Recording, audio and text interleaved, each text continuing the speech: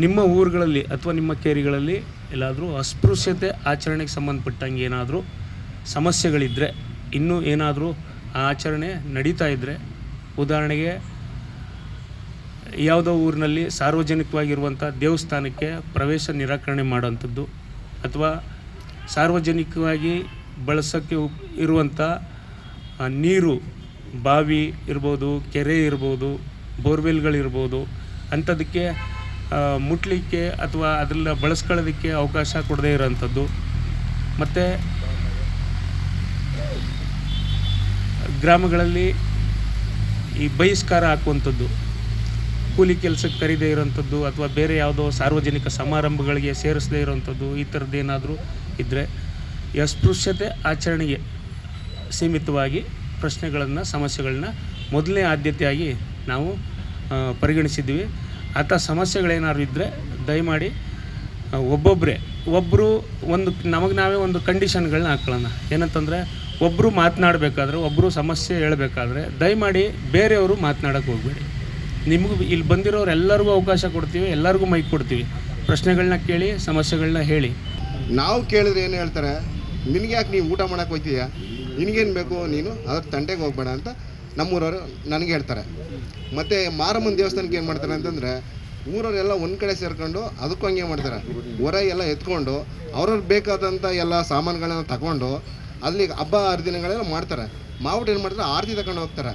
ಆರತಿ ತಗೊಂಡು ಹೋಗ್ಬೇಕಾದ್ರೆ ಅವ್ರು ಏನು ಮಾಡ್ತಾರೆ, ನಮ್ಮವ್ರನ್ನೇ ಬೇರೆ, ಮೇಲ್ವರ್ಗದವ್ರನ್ನೇ ಬೇರೆ ಮಾಡಿ ನಮ್ಮವ್ರನ್ನ ಒಂದು ದೇವಸ್ಥಾನಕ್ಕೆ ಕಳಿಸ್ತಾರೆ, ಬೇರೆ ಒಂದು ದೇವಸ್ಥಾನಕ್ಕೆ ಕಳಿಸ್ತಾರೆ. ನಾವು ಮಾಡ್ತಿರೋದು ಮಾರಿ ಹಬ್ಬ ಮಾಡೋದು.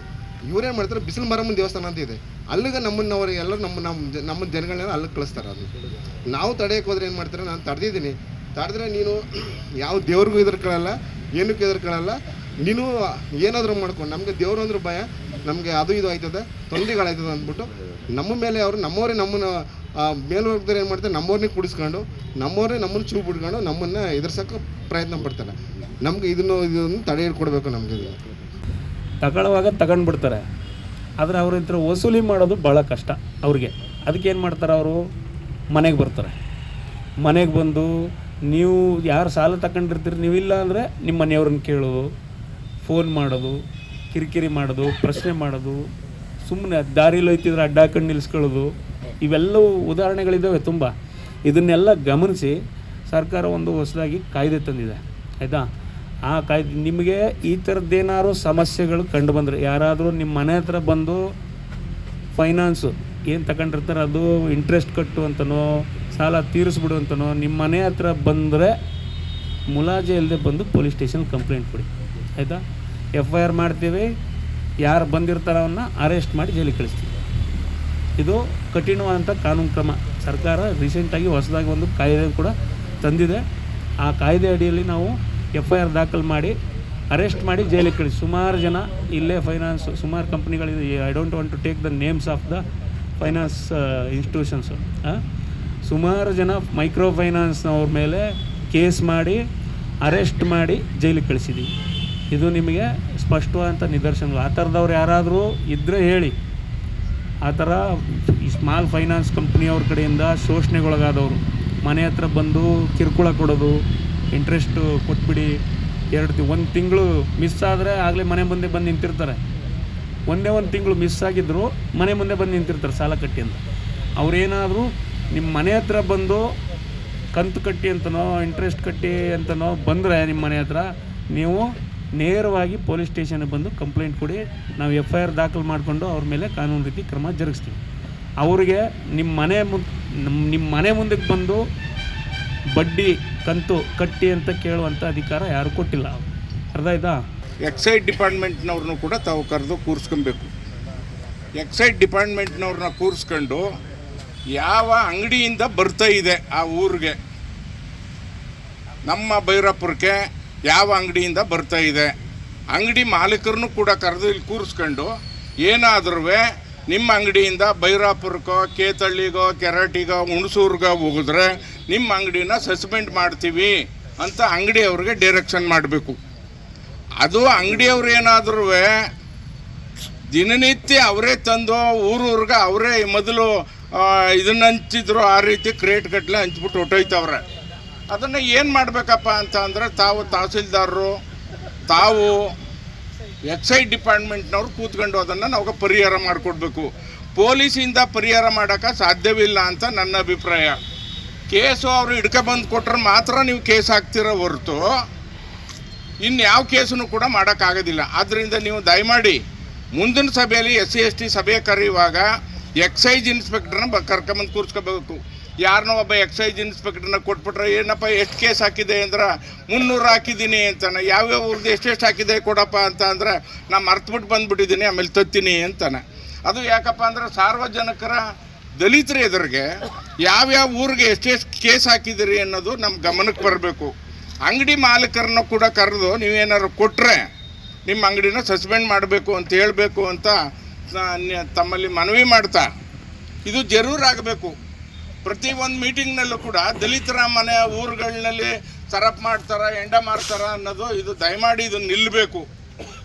ತಾವು ಏನಾದ್ರು ಮನಸ್ಸು ಮಾಡಿ ಅಧಿಕಾರಿಗಳನ್ನ ಕರೆದು ಮಾಡಿದ್ದೇ ಆದರೆ ಅದು ಸಾಮಾನ್ಯ ನಿಲ್ಬಹುದು ಅಂತ ನನ್ನ ಅಭಿಪ್ರಾಯ ಸರ್. ಈಗ ಯಾಕಪ್ಪ ಅಂತ ಅಂದ್ರೆ ಅಂಗಡಿಯವ್ರು ಕೊಟ್ಟರೆ ನಮ್ಮ ಊರಿಗೆ ಬರೋದು, ಇನ್ನೇನು ಬೇರೆ ಕಡೆಯಿಂದ ಏನು ಬರೋದಿಲ್ಲ. ಅದು ಈಗ ನಮ್ಮ ಮುನ್ಸಿಪಾಲ್ಟಿ ಆಫೀಸನ್ನು ಮುಂದ್ಗಡೆ ಅಂಗಡಿಯವರು ಯಾವ್ಯಾವ ಅಂಗಡಿಯವರು ದಿನನಿತ್ಯ ಆಯಾಯ ಊರಿಗೆ ಹಾಲು ತಂದು ಹಾಕ್ತಾರಲ್ಲ ಹಂಗೆ ಹಾಕ್ಬಿಡ್ತಾವ್ರೆ.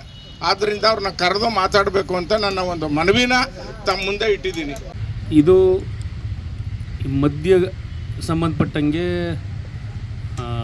ಅಬಕಾರಿ ಇಲಾಖೆ ಇದ್ರೂ ಕೂಡ ಪೊಲೀಸ್ ಇಲಾಖೆಗೂ ಜವಾಬ್ದಾರಿ ಇರೋದ್ರಿಂದ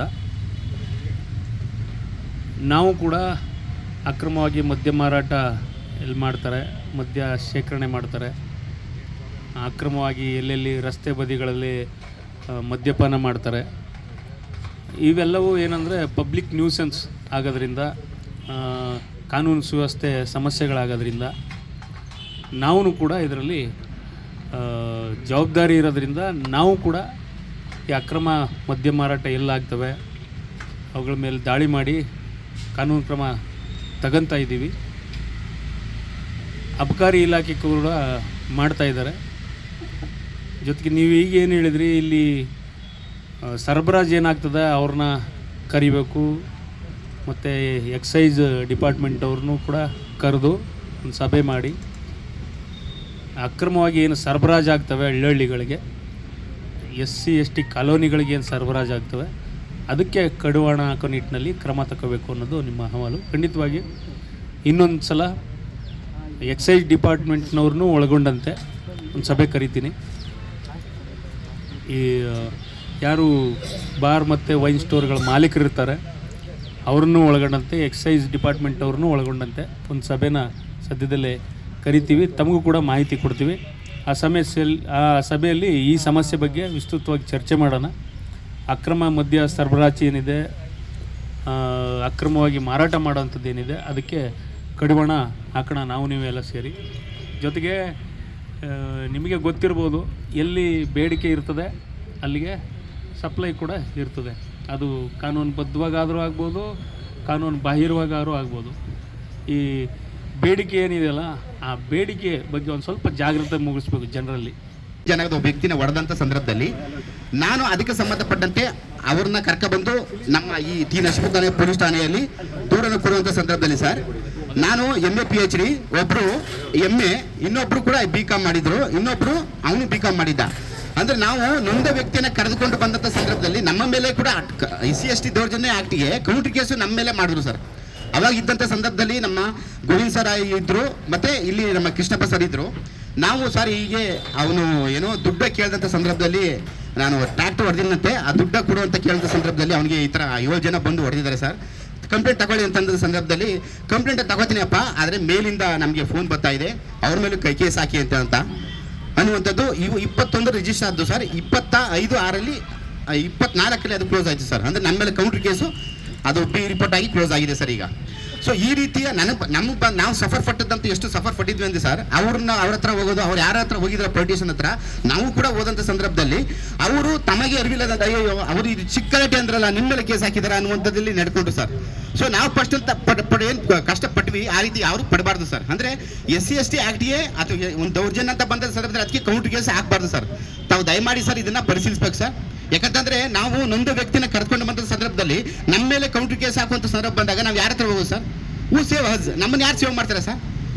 ವಿ ಗೋ ಥ್ರೂ ಲಾ ಅಂದ ಸಂದರ್ಭದಲ್ಲಿ ನಮ್ಮನ್ನ ನಾವು ಸೇವ್ ಮಾಡ್ಕೊಂಡು ಯಾರು ಮಾಡ್ತಾರೆ? ಇದು ನನ್ನ ಪ್ರಶ್ನೆ ಸರ್. ದಯವಿಟ್ಟು ಸರ್ ಇದನ್ನು ನಿಮಗೆ ನನ್ನ ಹೇಳ್ಬೇಕು ಅಂತ ಇಚ್ಛಿಸ್ತೆ ಸರ್. ದಯವಿಟ್ಟು ಇದೊಂದು ನಿಮ್ಮ ಅವಧಿಯಲ್ಲಿ ಅಂದರೆ ನಾವು ಕಂಡಂತಹ ದಕ್ಷ ಪೊಲೀಸ್ ಆಫೀಸರ್. ಸೊ ಹಾಗಾಗಿ ರಿಕ್ವೆಸ್ಟಿಂಗ್ ಸರ್, ಇದನ್ನು ಈ ಸಮಸ್ಯೆಯನ್ನು ನೀವು ದಯವಿಟ್ಟು ಪರಿಹರಿಸಿ. ಮತ್ತು ಕುಂದುಕೊರತೆಗೆ ಇದು ಪ್ರತಿ ತಿಂಗಳು ಆಗ್ತಾ ಇದ್ದ ಸಂದರ್ಭದಲ್ಲಿ ಇದು ನಮ್ಮೊಂದು ಹೆಮ್ಮೆ ಸರ್. ಯಾಕಂದರೆ ನಾವು ಬಂದು ಇಲ್ಲಿ ರಾಜರೋಷವಾಗಿ ಮಾತಾಡೋಕ್ಕೂ ಆಗಲ್ಲ. ಯಾಕಂದರೆ ಪೊಲೀಸ್ ಅಂದರೆ ಮೊದಲೇ ಸ್ವಲ್ಪ ಫಿಯರ್, ಅಂದರೆ ನಮಗಂತಲ್ಲ ಗ್ರಾಮೀಣ ಮಟ್ಟದಿಂದ ಬಂದಂಥ ಜನರಿದ್ದಾರೆ, ಅವರಿಗೆಲ್ಲ ಸ್ವಲ್ಪ ನೋಡ್ತಂಥ ಸಂದರ್ಭದಲ್ಲಿ ಅವರು ಮಾತನಾಡುವ ಶೈಲಿ ಆಗ್ಬೋದು, ಸ್ವಲ್ಪ ಫಿಯರ್ ಪಡ್ತಾರೆ ಸರ್. ಭಯಮುಕ್ತವಾದ ವಾತಾವರಣ ನಿರ್ಮಿಸಿ ಅವರಿಗೆ ಸಮಸ್ಯೆಗೆ ತಮ್ಮಿಂದ ಪರಿಹಾರ ಕೊಡಬೇಕು ಅನ್ನೋದೇ ನಮ್ಮ ಅಪೇಕ್ಷೆ ಸರ್. Thank you sir.